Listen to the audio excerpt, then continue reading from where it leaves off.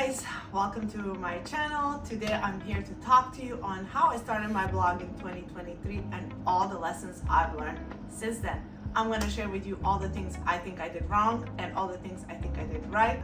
And I hope that this video is going to help you reevaluate your current situation if you're starting to blog, or if you have been a blogger for quite some time, or if you're thinking to start blogging. I hope this can bring you some guidance, some reassurance, and some clarity on what to do and what not to do. In the meantime, please like, comment, and subscribe to my channel. I'm gonna make sure to respond to each and every one of you and to share everything I have. And I hope we can build a community where we can grow together, learn together, and prosper together.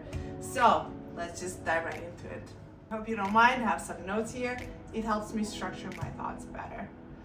Number one, the first biggest challenge of blogging, it is not easy. All these YouTubers and Instagrammers make it seem like it's so easy, but trust me, it is not easy at all. It requires a lot of time, a lot of focus, a lot of dedication, a lot of hours of work, but trust me, it's all gonna be worth it. Some days are gonna be frustrating, other days are not gonna be so frustrating, but the beginnings are usually hard. I think this applies to everything in general, not just the blogging aspect of it. So just look at it as a big learning experience and enjoy the process. Number two, finding your niche. Now this is one thing that I don't think is as important at the beginning, but think about it. Think what your niche is. Who is your targeted audience? Who are you trying to deliver a message to? And if you can't think of a particular niche, think of your targeted audience. Are they females 18 to 34?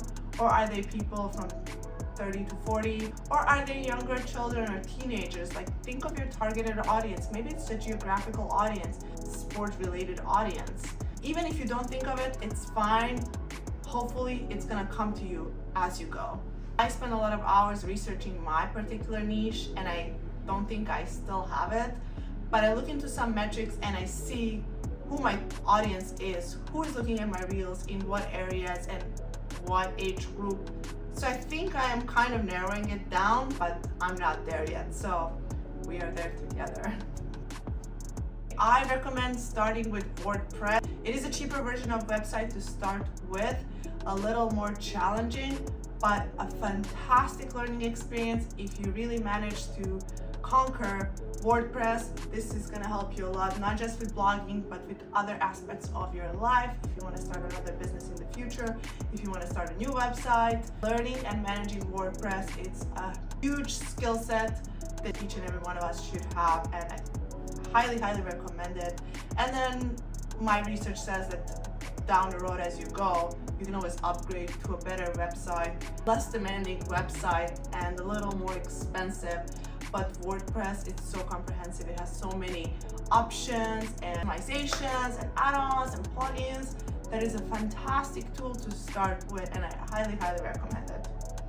Do the initial work yourself. I tried hiring people from the start to help me, just to offload some of the workload. This is one of the biggest mistakes I did, because I wasn't sure what I'm doing at the beginning, and I already hired people to help me with some stuff without having a clear goal or a clear strategy, and I wasted a lot of time hiring, training, trying to teach them to do something that I wasn't sure exactly what. But eventually I learned my lesson and I had to let them go, unfortunately, until I clear my head and focus and come up with a better strategy on what to do before I hire more people. So right now I'm thinking, organizing, structuring my thoughts, and figuring out what my next steps are and how I want to grow from here. I don't recommend hiring people at the beginning, so just do the initial work yourself. Do not invest a lot of money at the start. Your initial investment should be your website, your domain, and if you need to invest in some of the tools like Canva or maybe an editing tool, but that shouldn't be more than, let's say, $50 to $100 maximum investment. My domain was about $20-30. A hosted website is free, I think, as far as I remember. I am paying for Canva, which is $14 a month. I have prepaid Filmora, which is a video editing tool, and that is it. I am not paying for anything else. I tried to hire people and I told you that was a mistake and I don't recommend it, but keep your investments at a minimum level at the beginning because you are not generating any revenues from this. Right now, this is your passion project. It is your hobby passion project and it's not bringing in any additional profits from you, any additional revenues from you. So at the beginning, keep your investments minimum. You really need to focus and you need to get your hands on your blog at the beginning. You need to learn all the backends. You need to learn your website. You need to learn how your contact forms function. You need to learn your website navigation. You need to learn your social media presence. You need to put your hands on every aspect of your blogging and master it before you bring in more people in the future and delegate some of the tasks to them. The essence of early stage blogging is your hands-on involvement on your blog. Minimize your early expenses, use your skill-free resources, and avoid hiring help initially. Next one, social media, streamlining your social media presence. Now, I recommend here, and this is after a lot of trial and errors on my end, narrowing your social media presence. So you don't want to be on all social medias at the beginning. In terms of blogging, the most important social media should be Pinterest because Pinterest brings you traffic. No one told me this. My initial thought was Instagram, Facebook, and TikTok. TikTok is great, Instagram is okay, Facebook is fine. Pinterest is the one that brings you traffic, clicks. Posting on Pinterest, learning Pinterest algorithms, learning how to post, what times, how to post should be structured, how they should look like, when you can, when you cannot post. There's a whole art behind posting on Pinterest and driving Pinterest traffic and Pinterest SEO that is, I think, crucial for your business. And after you establish your presence on Pinterest and you get the traffic to your website, I think then you can consider expanding to other platforms. Now for me, Instagram turned out to be the hardest. I have the least engagements from Instagram and I'm slowly giving up on Instagram. I'm not giving up, I'm just putting it on hold, putting it aside and minimizing my presence over there until I establish myself on other platforms.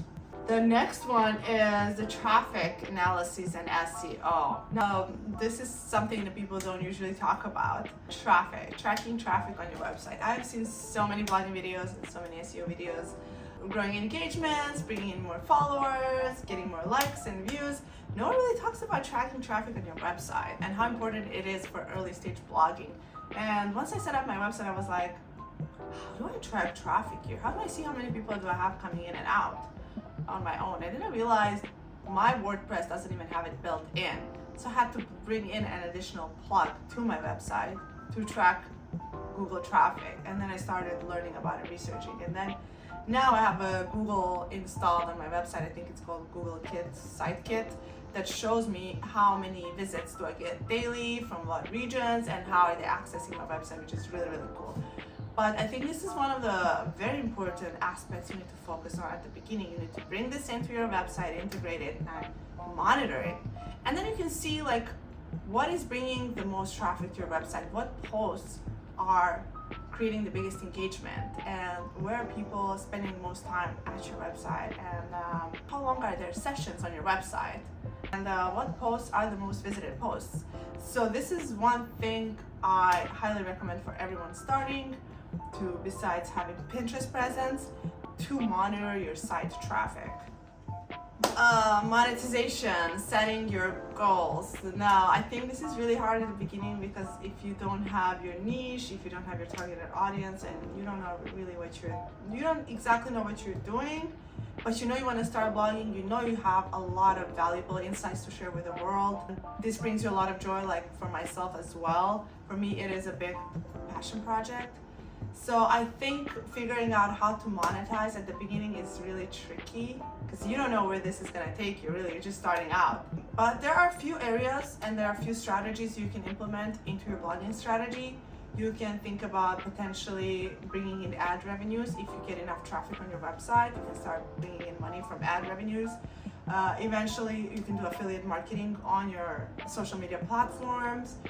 You can monetize on your posts. You can grow your audience on YouTube and get some revenues from YouTube. So there are a lot of ways you can monetize.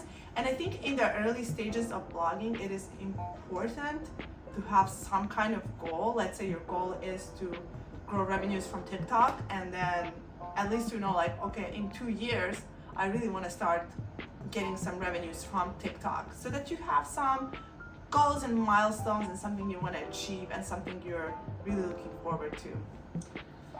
Organization. So like most of us, we start this as a side hustle, as a passion project. We all have full-time jobs and we have different life activities and things we're doing, and so blog is just a side hustle that we also have to dedicate a lot of time to. So the question is how to organize ourselves and how to maximize and optimize our time in the most efficient way.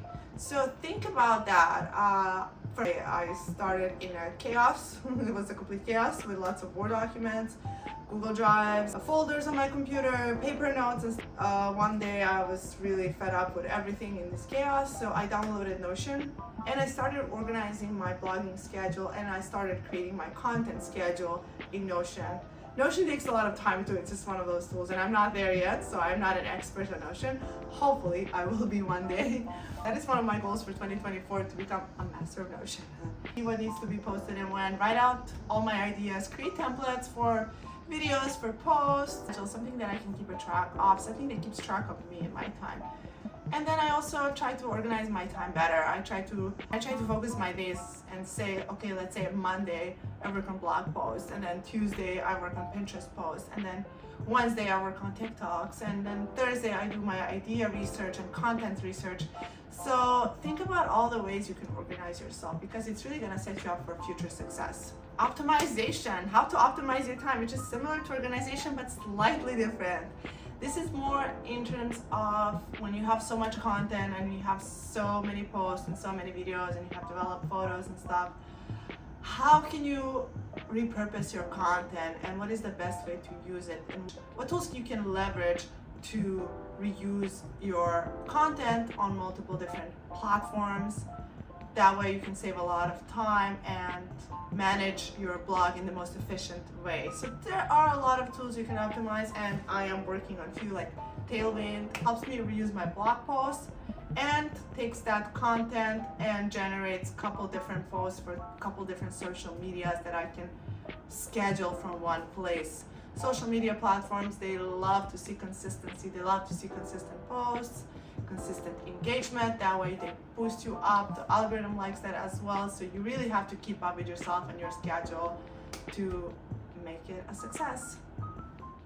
Don't forget to tap yourself on the back and say, hey, congrats, I'm so proud of you, I'm so happy you did this, this was your dream, this was your long-term goal, this is a big step in your life, and this can help you a lot of prosperity in the future if you keep up with it. You know, you can't give up, you just have to push yourself, find an accountability partner, find a buddy, join a community of other bloggers that are starting out. Reach out to me anytime, text me. Let's share our successes and our failures. Let's find a way to motivate each other and to keep moving, because I think what we're trying to do is a beautiful, beautiful thing. Not only we are sharing our valuable experiences and our valuable thoughts, but we're also trying to motivate and inspire others to do the same, and hopefully we can bring a lot of value for people out there who really need it.